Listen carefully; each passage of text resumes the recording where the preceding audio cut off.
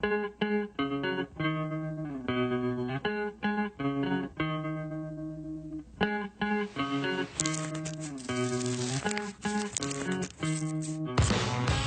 are lighting up all over the country. They call it the green rush. Marijuana has moved out of the back alleys and into the open. Happy Cannabis Cup, y'all. In some states, it's legal to grow, to sell, to smoke. And marijuana could be legalized in a city near you. So easy to get, and many think so harmless. But when the smoke clears, is marijuana bad for you? Or could pot actually be good for you? Marijuana is better than all those pills for you in terms of treating? Yeah. I travel the world for answers. What does marijuana do to you? What does it do to your kids? A special investigation. Weed.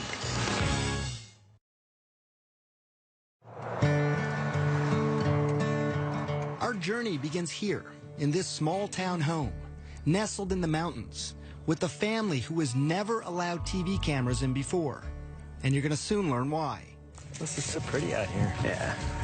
They live in Colorado, one of 2 states where it's legal to smoke pot medically and recreationally.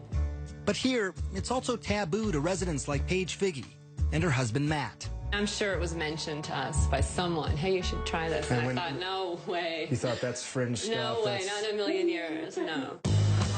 But in this area, marijuana is far from fringe. 4 joints, and do you want Island Sweet Skunk? Medical dispensaries are everywhere. Hey, welcome, guys. People are smoking in private clubs and public festivals. But none of this is for Matt. He's a military man, and marijuana would be a career ender. I grew up in Wisconsin in a well-loving family, and I was educated that, like, oh, that's a drug. You don't do that. And I never did. But just decades ago, marijuana was a legitimate medication, also called cannabis, prescribed by doctors and dispensed by pharmacies. This is Harry J. But that all changed in 1930. A relentless warfare against Henry Anslinger, the United States' first drug czar. For him, public enemy number 1, you guessed it, marijuana. This guy saw how he could increase the budget of his department by having this mission, going after marijuana. You know, saying that there's this drug that the Mexican migrant workers are smoking, and it's loco weed, and it's going to make them crazy, and they're going to rape your women. He got the anti-marijuana message out through news reports. And then came this. It is convinced that he is hopelessly and incurably insane. The film, Reefer Madness, portraying the users of marijuana as unproductive, crazed. People are still afraid of what pot can do to them. In many ways, to have defined our attitudes now for 70 years. Yeah. Marijuana then became illegal in 1937. And by 1970, it was a Schedule I controlled substance. The government was saying it had no medicinal value and had a high potential for abuse. All reasons why the Figgies stayed away from marijuana. Until this. And this might be hard for some of you to watch.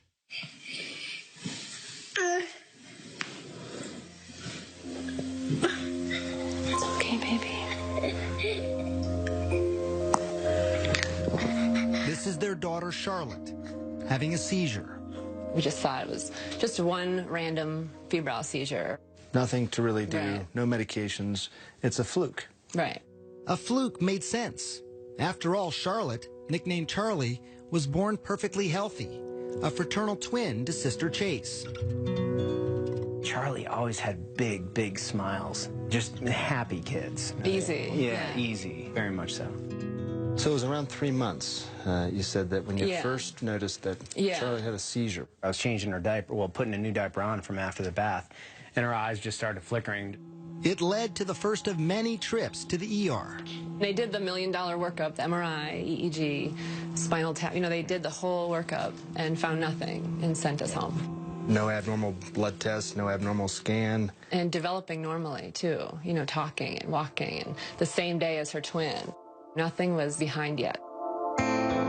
By the time she was 2, though, the seizures had become constant and started to take their toll on their once happy, joyful little girl. She started to really decline cognitively, and she was slipping away, and she just wasn't keeping up with her twin. The Figgies finally found an answer. It was awful news. Dravet syndrome. It is severe, intractable epilepsy. The seizures start during the first year of life and are unstoppable, difficult to control, and very damaging. Severe behavioral problems, attention deficit and hyperactivity, the self-injury, banging her head on the floor and pulling her hair out, and like a possessed child. This isn't your perfect, happy Charlotte. It was a race against time. Many Dravet kids die young, in early childhood. Charlotte was almost 3. For the next 2 years, the Figgies tried everything. Strange diets, acupuncture, and dozens of powerful drugs like Valium, Ativan, phenobarbital. But nothing seemed to help. Even worse, some of the medications nearly killed her. After 1 dose, she stops breathing. And after 2 doses, her heart will stop. Did you have to do CPR then on her yourself? Yes. I remember when her heart stopped and I had her pulse and I lost her pulse. There was just nothing. The ambulance is on its way.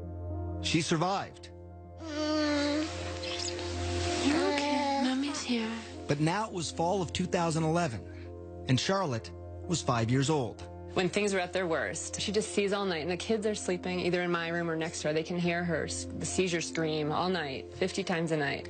And Chase would come in the morning and just, this is her twin, and just hug her and like rub her head and say, I'm just so glad you survived through the night last night. Matt had been deployed to Afghanistan, and the only thing he could do to help was start scouring the internet. And he stumbled onto this video of a child using marijuana. So how's everything going? Jaden had 4 days without a seizure. I'm like, wow, this having success on specifically Dravet, this is interesting. It's natural. And while he couldn't ever imagine taking marijuana himself, he was now in the stunning position of recommending it for Charlotte. I was like, we need to do this. And I said, I don't know. Charlotte, there you are. And then Charlotte's condition got worse. 300 seizures a week, almost 2 every hour. She was not talking or moving, basically catatonic. As a last resort, doctors wanted to either prescribe a powerful veterinary drug used on epileptic dogs or put Charlotte in a medically induced coma so her brain and body could rest. For Paige, those were not good options. But maybe, just maybe, marijuana now was. But she was about to find out how hard that would be. This isn't go to the pharmacy and pick up your medicine. There was no protocol. When we come back, what will the Figgies do? And what would you do if this were your daughter?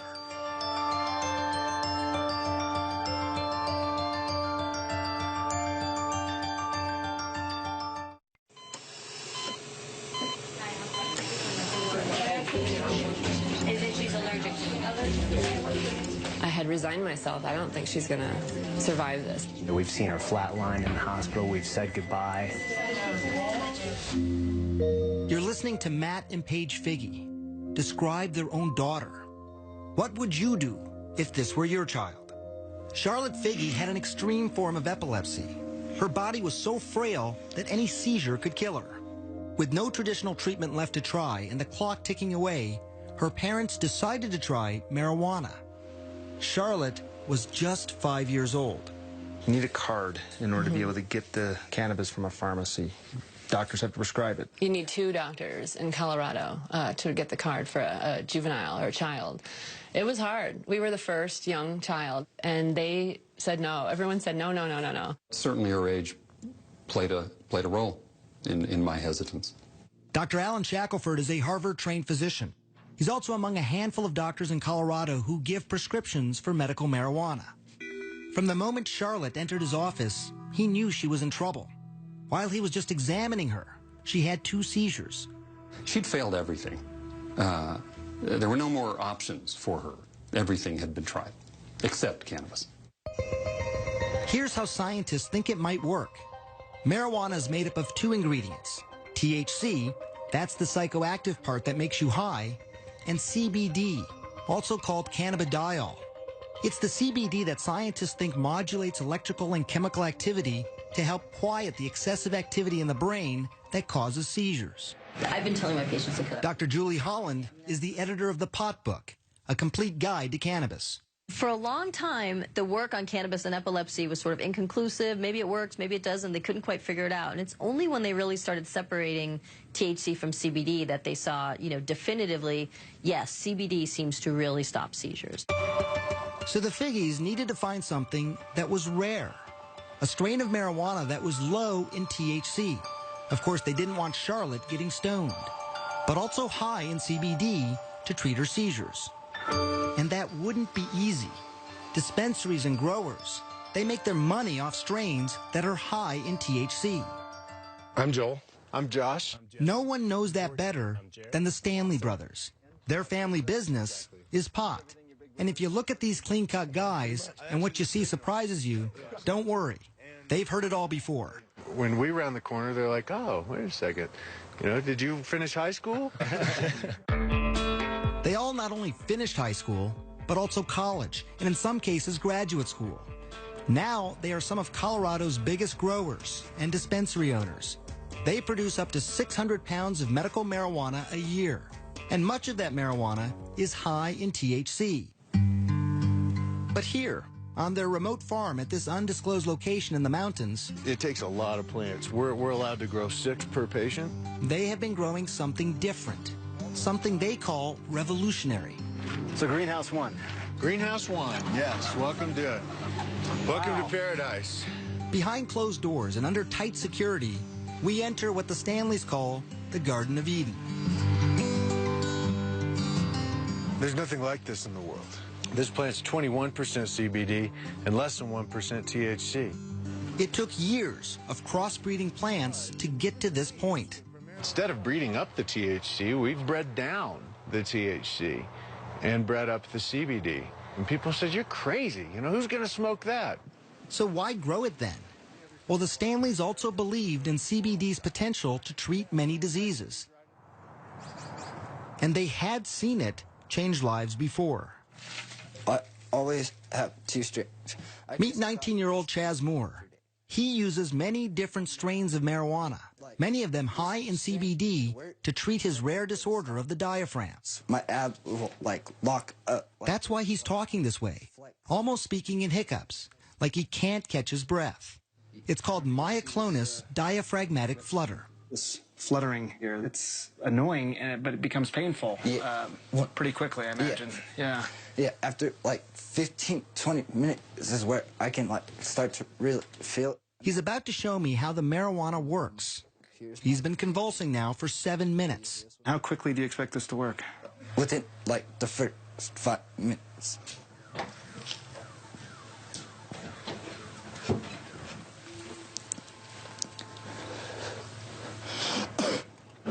And I'm done. That's it? That's it. It was actually less than a minute. Depending on the attack in the day, it'll work within the first couple hits. Hear how his voice is completely different. That attack lasted 8 minutes. But some have lasted much longer and happen as often as 40 times a day. And like Charlotte, he had tried so many things before. By 16, Chaz was taking these powerful, addictive, potentially deadly narcotics and muscle relaxants daily, like Valium and morphine. It would be safe to say that marijuana, what you have in your hand there, is better than all those pills for you in terms of treating what's going on? Yeah, I'm not zombified. I've had 16, 17 attacks today, and I'm still sitting up talking to you. My first attack on all these, I'd be in the hospital. I'm a firm believer that marijuana has actually saved my son's life. Chaz's father, Sean. His quality of life now is 1,000 times better than what it was when he was on the pharmaceuticals. A quality of life that Paige Figge desperately wanted for her daughter Charlotte. But she still had one hurdle to cross: convincing dispensary owners like the Stanleys to sell marijuana to a 5-year-old little girl. When Charlotte's mother called my brother Joel, and the brothers had a meeting, we said, tell us about this patient. She's 5 years old, he said. And we said, oh, no, we can't do that. Why? It was the fear of the unknown. Charlotte was the youngest patient at the time wanting marijuana. Would it be too much for her? Or would it change her life forever? We'll find that out later. But first, learn more about what marijuana does to your kid's brain. and yours as well.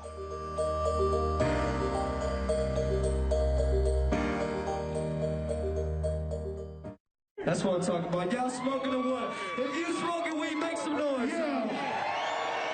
April 20th, Denver, Colorado. We like weed, smoke weed, sing.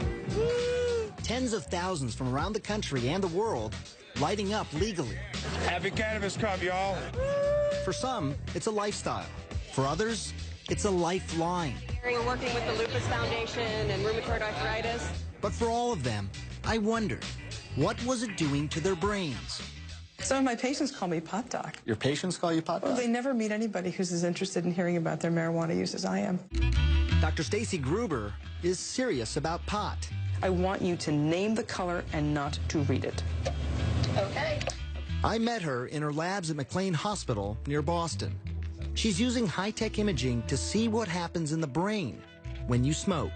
When you first smoke, that is, you light up a joint, a spliff, a blunt, receptors, which are throughout the brain, respond. And these areas of the brain are responsible for things like pleasure, memory, learning, sensation, sense of time and space, coordination, movement, appetite, and other drives, shall we say. So it's sort of an all-over impact, right? So reward, pleasure, hunger. You have this overall feeling of well-being, they say. That all sounds pretty good. Right. It does sound pretty good. And it's not just feeling good, but there's this phenomenon reported by many smokers over the years, especially famous artists, the ability to be more creative. When you feel that high, there's sort of a release of dopamine, and your brain sort of has the ability now to perceive things slightly differently from the way you might have if you hadn't been smoking pot. What you really see is this reduction in inhibitory function. Welcome, Dr. Gupta. Pretty spectacular. Less inhibition. That's something that painter Amir says helps him be more creative. A successful artist, his canvases sell for up to $25,000. It's my favorite way to work. Using marijuana. Yeah. He's been painting for 14 years, smoking for even longer. He says it makes him feel more relaxed, but most importantly for him, he says it makes him less critical of his own work. Stop worrying so much about this and that, and just sort of looking and being as present as possible. Amir does caution that it's a delicate balance for him.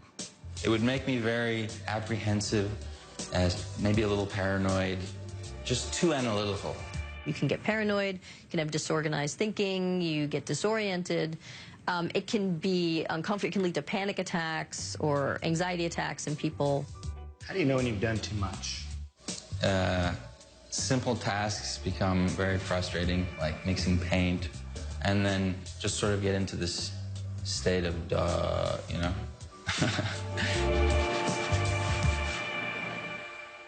Now. And why that happens is exactly what Columbia University neuroscientist Carl Hart is investigating. Exhale. Research subjects in his lab smoke marijuana and then take a variety of cognitive tests. The effects will be disruption in memory, disruptions in inhibitory control. They will become slower at cognitive functioning, a wide range of things. These effects are temporary, but they're pretty pronounced and they're clear.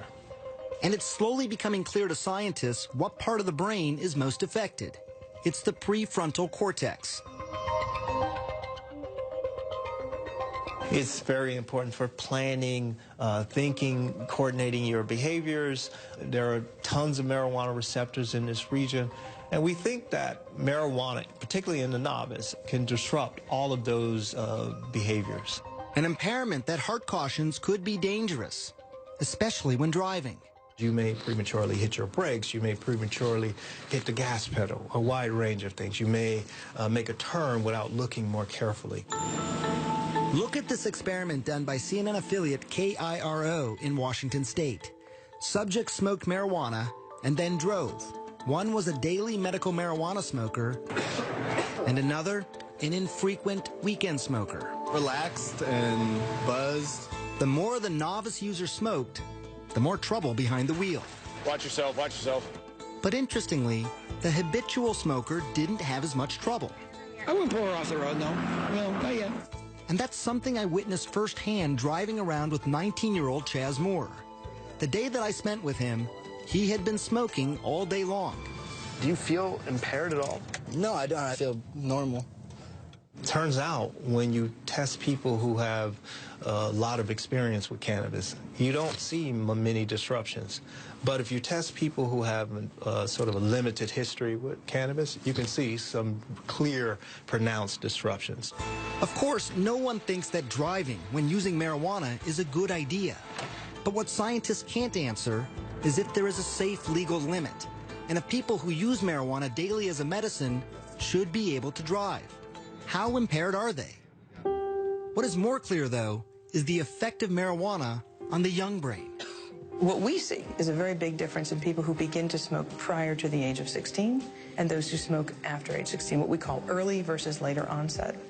Gruber's brain scans show that the white matter, those are the highways that help the brain communicate from one point to another, are impaired in those who start smoking early. Maybe there's underlying white matter connectivity differences. That's your concern, it sounds like, that those highways, those white matter highways, are just more disrupted in people who start smoking early. That's what we see. Perhaps not surprising, given what we know about the young developing brain. That's a very delicate time in brain development, and that's not a good time to be taking any drugs. Preliminary research shows that early onset smokers are slower at tasks, have lower IQs later in life, higher risk of strokes, and increased incidence of psychotic disorders. And while these studies are not conclusive, some scientists are still concerned because in 2012, 35% of high school seniors lit up. And that could mean a generation of kids with damaged brains.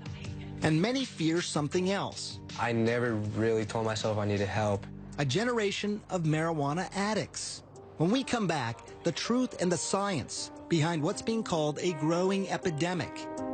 And later, Charlotte's story, the first and youngest child to try marijuana in Colorado.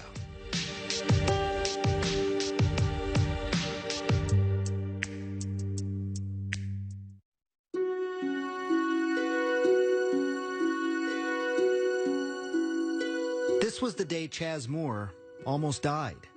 Pumped full of drugs like morphine, Dilaudid, Valium, to quiet a non-stop 48-hour attack.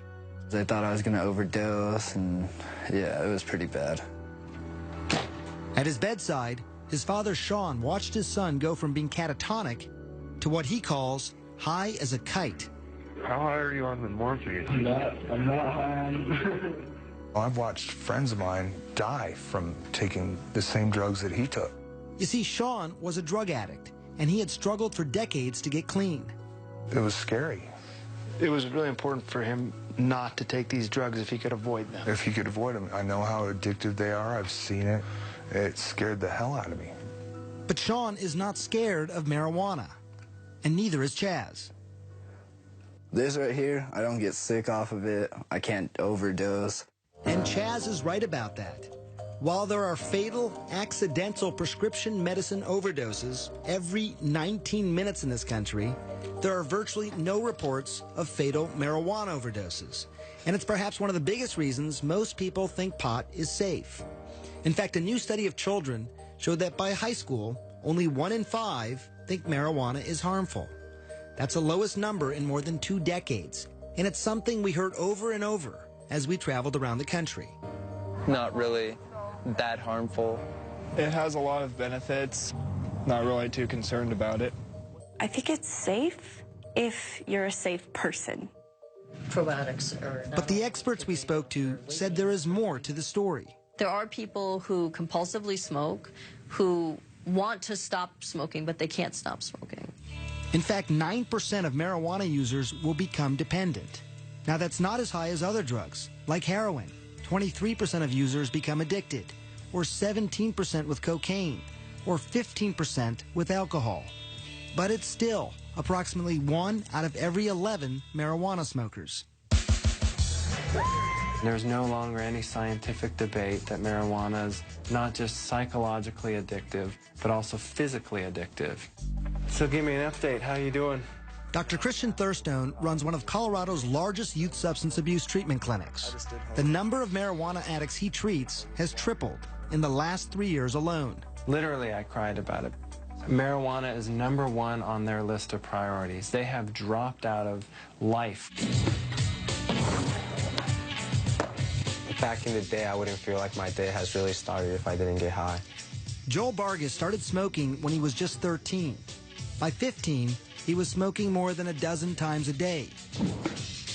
He stopped skateboarding. He even dropped out of school. I like getting high. I need to get high because my brain is telling me. Adolescents, starting at about age 13, have a pretty mature brain reward center, so they can experience rewards and pleasures the same way adults can. But the problem with that is that their prefrontal cortex, which helps people think ahead, control their impulses, that's not fully developed until age 24. That explains why adolescents are much more vulnerable.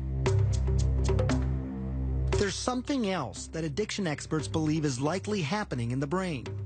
When you smoke pot, the feel-good chemicals that make up marijuana, called cannabinoids, remember them? They cause your brain to stop producing its own natural cannabinoids. When you stop smoking, you have no feel-good cannabinoids of your own. Until your body kickstarts production, you feel lousy. So many people smoke again to feel better. And today's marijuana could be more addictive. It has more of the psychoactive ingredient THC than ever before. Brain researcher Dr. Nora Volkov. If you smoke a very potent marijuana, the 9-THC content is going to go very fast into your brain at relatively high concentrations, and then that increases its rewarding effects and its likelihood of transition into addiction. So how much stronger is it? You see the barbed wire, obviously, on the fences. Well, I traveled to Mississippi, where marijuana is illegal.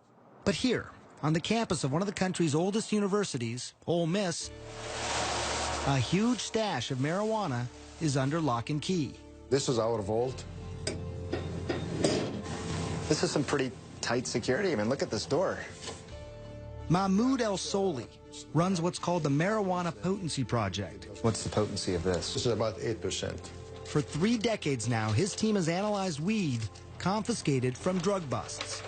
This is 36% THC. You can smell it. It has a good aromatic, smell. How much does this worry you? 36% THC, confiscated. Very, very dangerous material. For someone that is not experienced in marijuana smoking, take some of this and they're going to go into the negative effects of the high amounts of THC, the psychosis, the irritation, the irritability, the paranoia, and all of this. And while not all the plants are this high, there's no question he's seen a trend. In 1972, the average potency was less than 1% THC. Now, it's nearly 13%. Are people becoming more obsessed with high THC marijuana? I think so. They start out with a 0.5% or 1%, and they get a good high. And then as they continue to use that, it doesn't give them the same high anymore, so they seek either smoking more or higher potency material. It happened to Joel Vargas. After a couple of years of smoking daily, Joel eventually ended up in rehab, where he faced mild withdrawal symptoms like irritability, insomnia, nausea. It certainly isn't anything nearly as dangerous as abrupt discontinuation of alcohol. You know, for somebody like Joel, going into rehab is really about learning new behaviors, more than it is about sort of treating the physiological dependence or tolerance or withdrawal issues. Joel's been clean now for 6 months. But these kinds of risks, they don't scare off Charlotte Figge's parents. People ask us that a lot, like, how did you make that decision? It wasn't a decision. It wasn't a decision. It was the next viable option. And some would say a radical option, marijuana for a 5-year-old. But it was an option they hoped would change her life forever. Baby.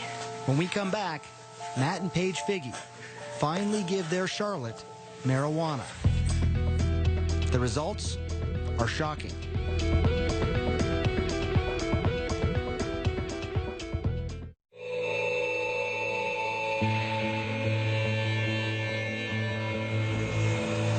It was January 2012, Afghanistan. About 7,000 miles away from his family in Colorado, Matt Figge received this video from his wife, Paige. It's horrible seeing these videos when I'm deployed.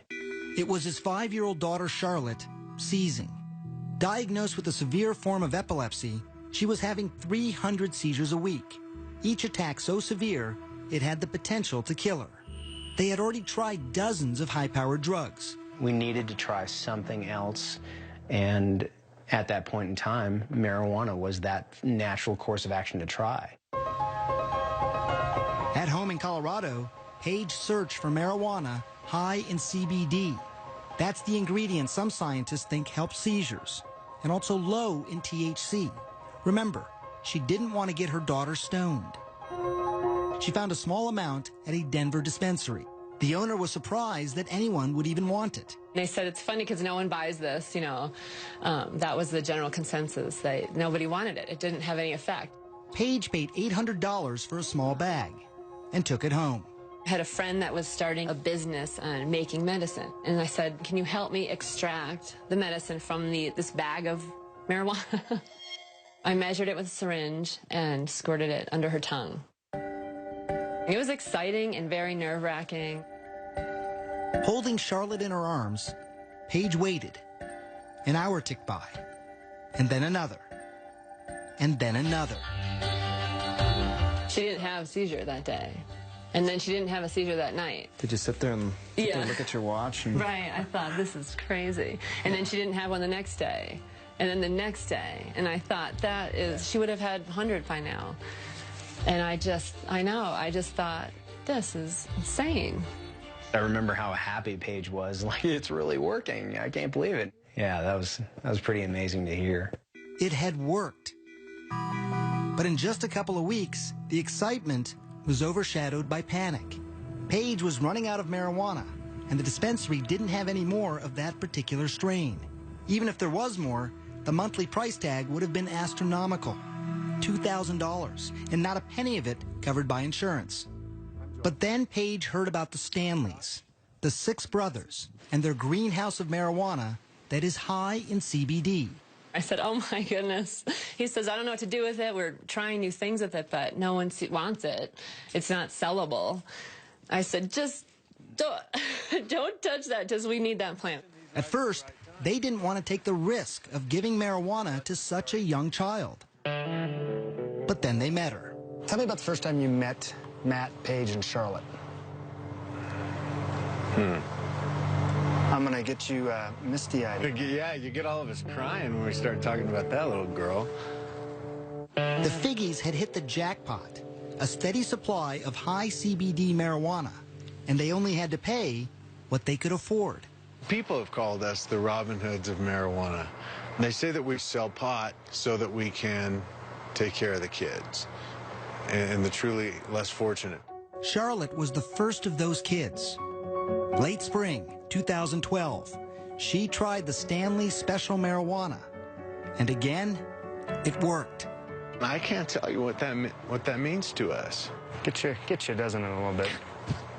If it doesn't get you, something's wrong with you. She lived her life in a catatonic state. Now her parents get to meet her for the first time. What a revelation. Yeah, gee. The child who had had 300 seizures a week was now down to just 1 every 7 days.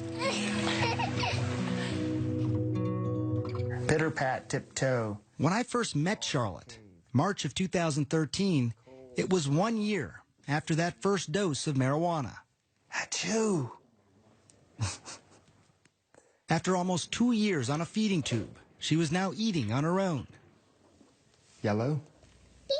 She was talking, even walking.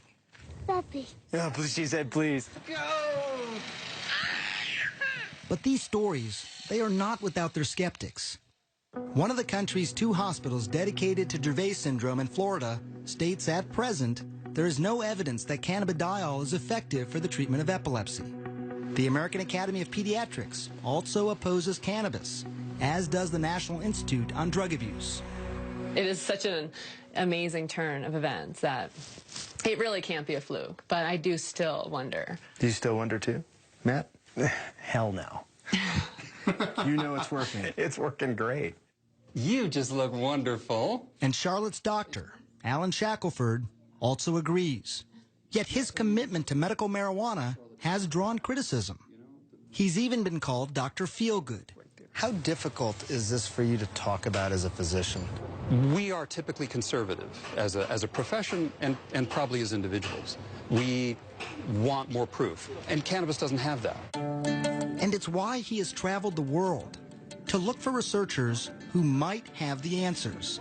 And that took him to the place many call the medical marijuana research capital. Israel. It might surprise you, but actually research into cannabis and epilepsy started here in the 1970s, with studies that showed it could reduce convulsions in rats. Today, Shackelford is hoping to start clinical trials in humans there. We need to understand it well enough that they won't be reluctant to at least give it a thought, at least try it. And it's not just epilepsy, but researchers in Israel are studying a variety of illnesses. When we come back, what they're finding, up close, and an amazing look inside hospitals and nursing homes where patients are lighting up, courtesy of the Israeli government.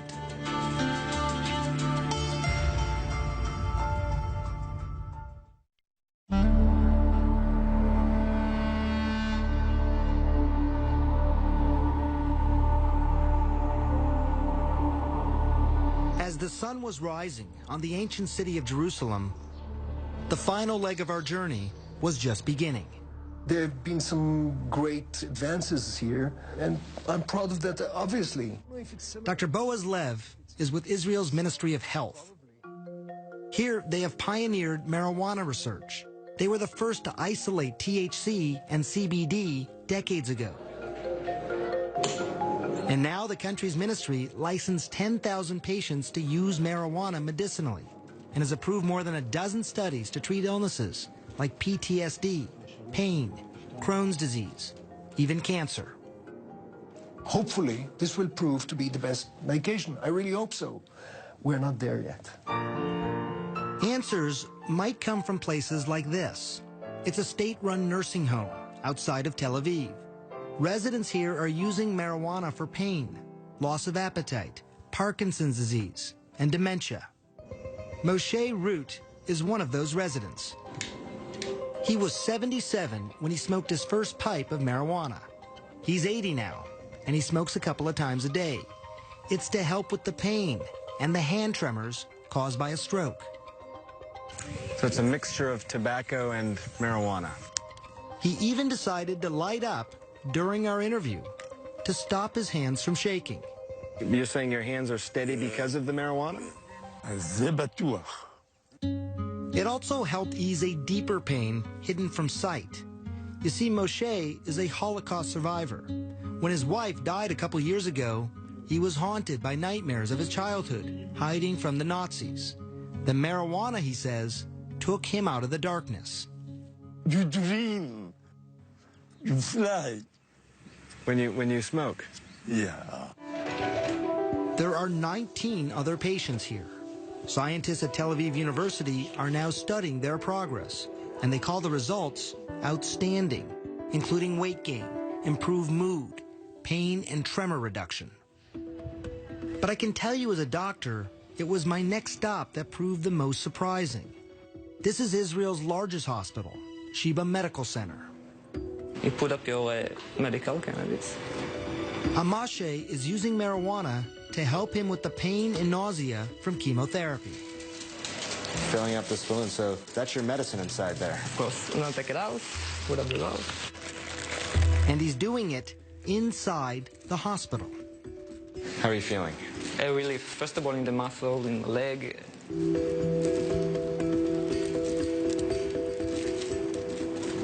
And you're not worried about any potential damage to your body? Not at all. The opposite, actually. I really believe I can be cancer-free for a long time if I continue, consume cannabis. Yes, he said cancer-free. Very early studies on mice in Israel, Spain, and the United States are now showing the potential of marijuana to kill cancer cells. It's exciting research, but it is still in its infancy, and it's inconclusive.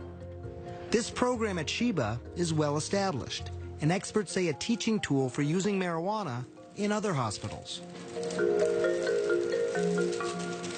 Do you think this could happen in the United States? I don't know that there's yet enough really concrete evidence of cannabis's benefit that's satisfactory, at least in that context. I think it's going to come. But it could be slow going. The FDA has been great at approving studies, but National Institute of Drug Abuse has been really stonewalling and blocking any studies looking at therapeutic effects of cannabis because that's not their mandate. Their mandate is to look at the harms of drug use. It's very easy to blame an organization. Dr. Nora Volkov, who is the director of NIDA, says they are not standing in the way. She claims they are not the only government institute that approves marijuana research. If you would come up with a grant that says, okay, this is going to be a treatment for drug addiction, then it would go to us.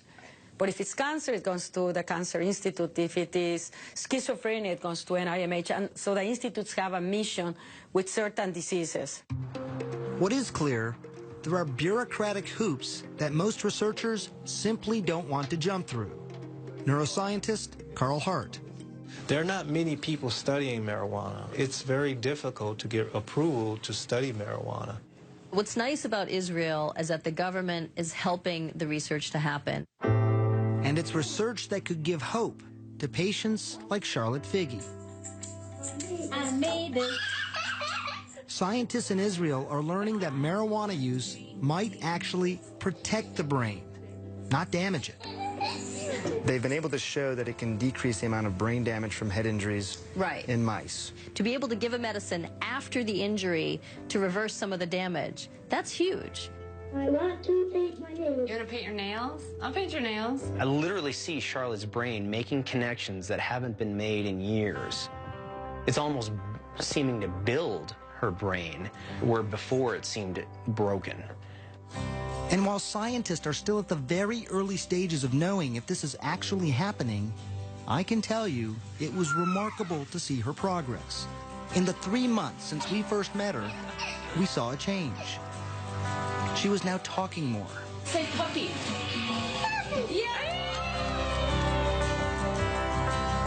She's horseback riding. Good girl. She even rides a bike on her own. And the special strain made for Charlotte is now named for her. It's Charlotte's Web. It is Charlotte's plant. It's Charlotte's plant.